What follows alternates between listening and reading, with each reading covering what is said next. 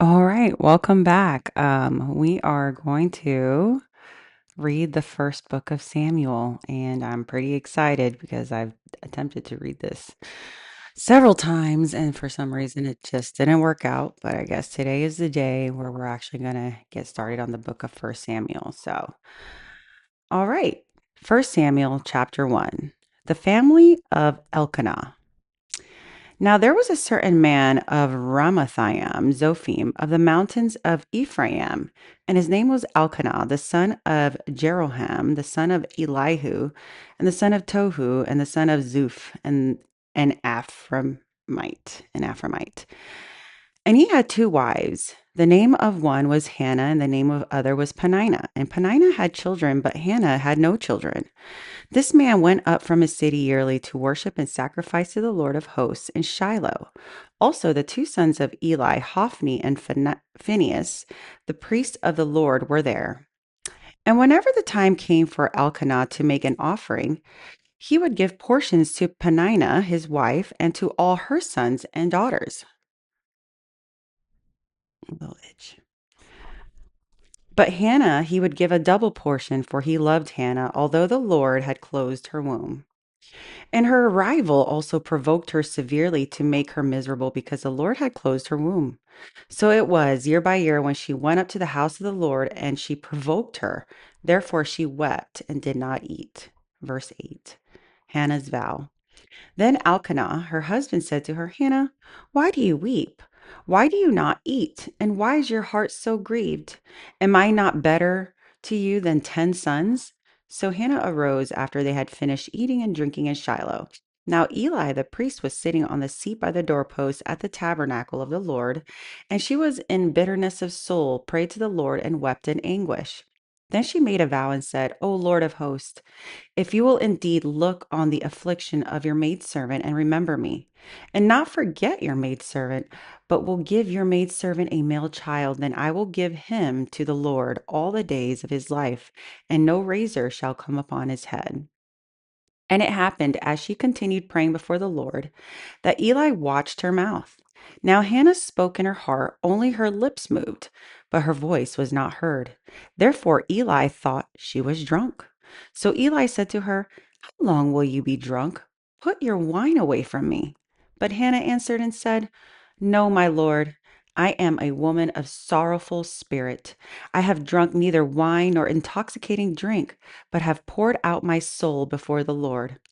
Do not consider your maidservant a wicked woman, for out of the abundance of my complaint and grief I have spoken until now. Then Eli answered and said, Go in peace, and the Lord of Israel grant your petition, which you have asked of him. And she said, Let your maidservant find favor in your sight. So the woman went her way and ate, and her face was no longer sad. Verse 19 Samuel was born and dedicated. Then they rose early in the morning and worshipped before the Lord and returned and came to their house in Ramah. And Elkanah knew Hannah, his wife, and the Lord remembered her. So it came to pass in the process time that Hannah conceived and bore a son, and called his name Samuel, saying, Because I have asked him from the Lord. Now the man Elkanah and all his house went up to offer to the Lord the yearly sacrifice and his vow. But Hannah did not go up, and she said to her husband, Not until the child is weaned. Then I will take him, that he may appear before the Lord and remain there forever. So Elkanah, her husband, said to her, Do what seems best to you. Wait until you have weaned him. Only let the Lord establish his word. Then the woman stayed and nursed her son until she has weaned him. Now, when she had weaned him, she took him up with her with 3 bulls, 1 ephah of flour, a skin of wine, and brought him to the house of the Lord in Shiloh. And the child was young. Then they slaughtered a bull and brought the child to Eli. And she said, "Oh, my Lord, as your soul lives, my Lord, I am the woman who stood by you here praying to the Lord. For this child I prayed, and the Lord has granted me my petition, which I asked of him. Therefore, I also have lent him to the Lord. As long as he lives, he shall be lent to the Lord. So they worship the Lord there. 1 Samuel chapter 2, Hannah's prayer. And Hannah prayed and said, My heart rejoices in the Lord. My horn is exalted in the Lord. I smile at my enemies because I rejoice in your salvation. No one is holy like the Lord, for there is none besides you, nor is there any rock like our God. Talk no more so very proudly. Let no arrogance come from your mouth. For the Lord is the God of knowledge, and by him actions are weighed. The bows of the mighty men are broken, and those who stumbled are girded with strength. Those who were full have hired themselves out for bread, and the hungry have ceased to hunger. Even the barren has borne 7, and she who has many children become feeble. The Lord kills and makes alive. He brings down to the grave and brings up. The Lord makes poor and makes rich. He brings low and lifts up. He raises the poor from the dust and lifts the beggar from the ash heap, to set him among princes and make him inherit the throne of glory. For the pillar of the earth are the Lord's, and he has set the world upon them. He will guard the feet of his saints, but the wicked shall be silent in darkness. For by strength no man shall prevail. The adversaries of the Lord shall be broken in pieces. From heaven he will thunder against them. The Lord will judge the ends of the earth. He will give strength to his king and exalt the horn of his anointed.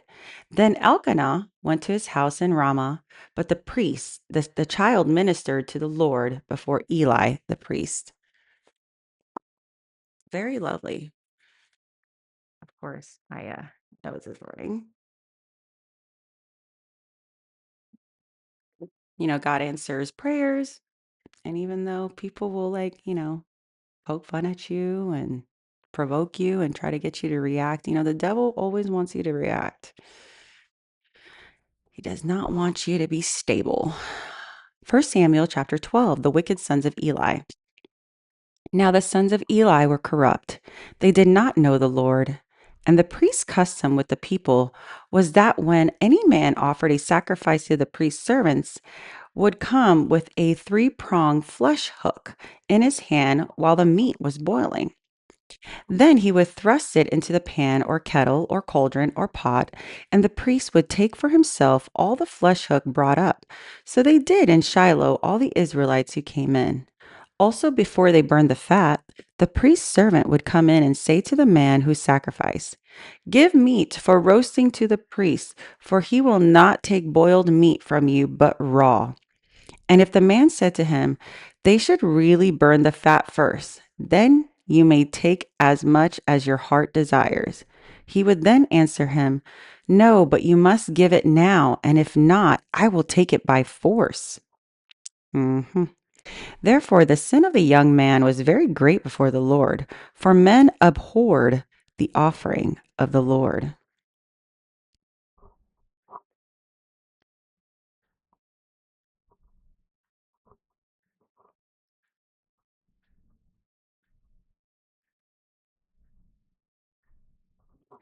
Interesting. Verse 19.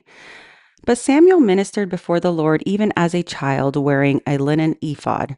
Moreover, his mother used to make him a little robe and bring it to him year by year when she came up with her husband to offer the yearly sacrifice. And Eli would bless Elkanah and his wife and said, The Lord give you descendants from this woman for the loan that was given to the Lord. Then he would go to their own home. And the Lord visited Hannah so that she conceived and bore 3 sons and 2 daughters. Meanwhile, the child Samuel grew up before the Lord. Verse 22, prophecy against Eli's household.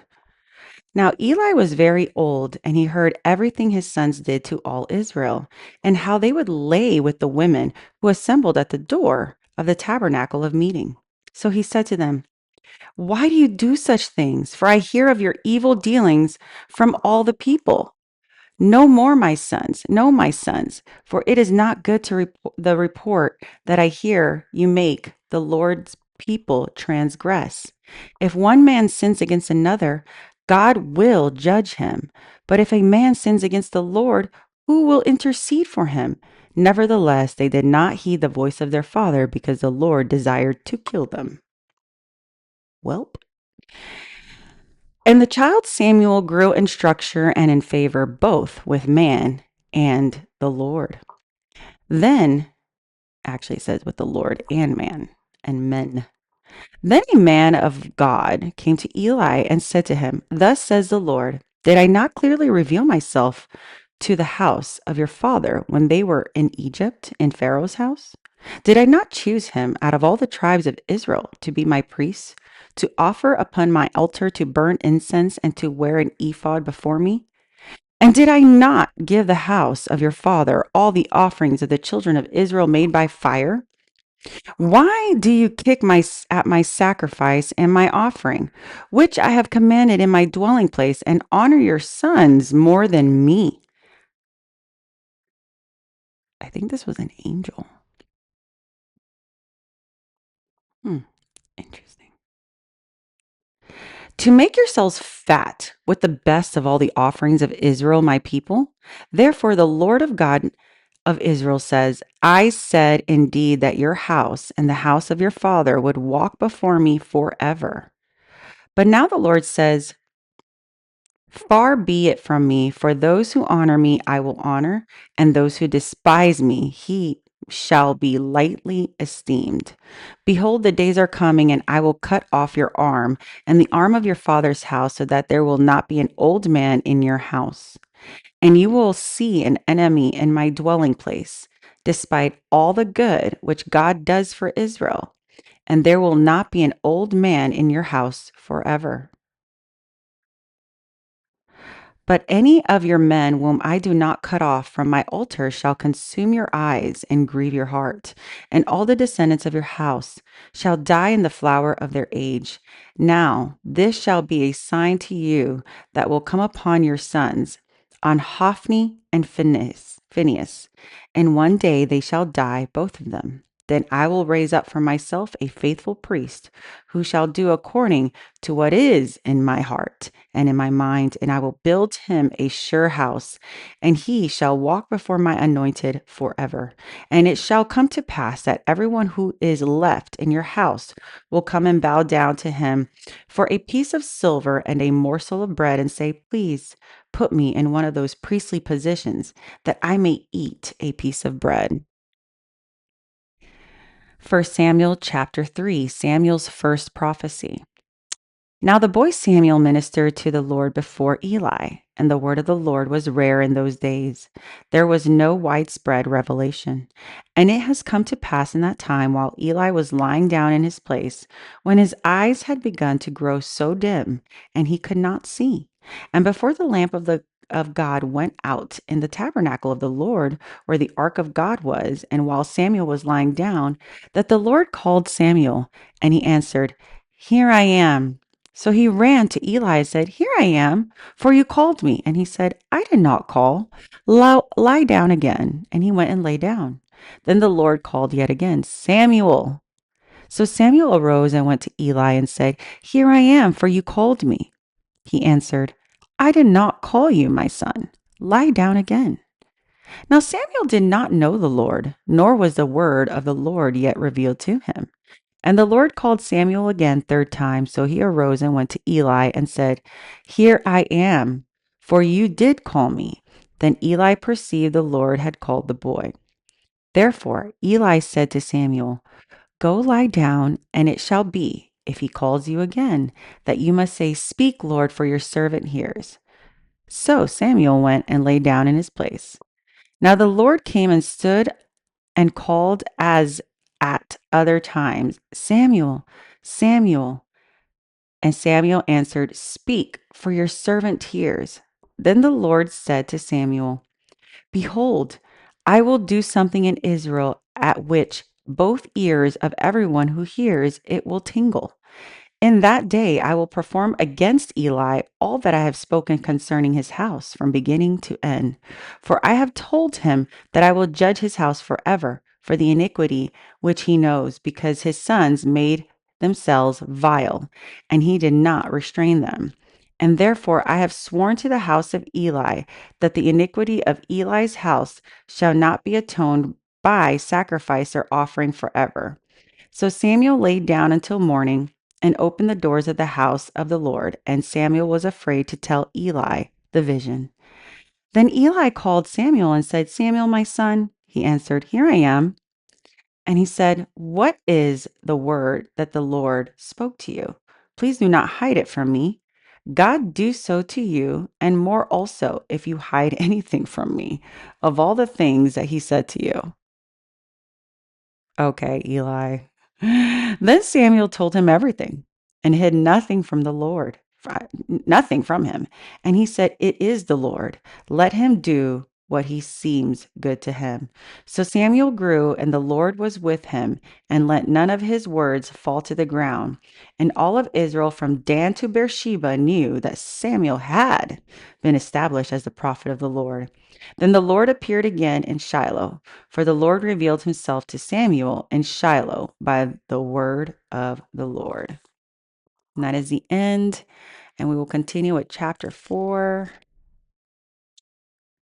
5, 6, and hopefully 7 next time. But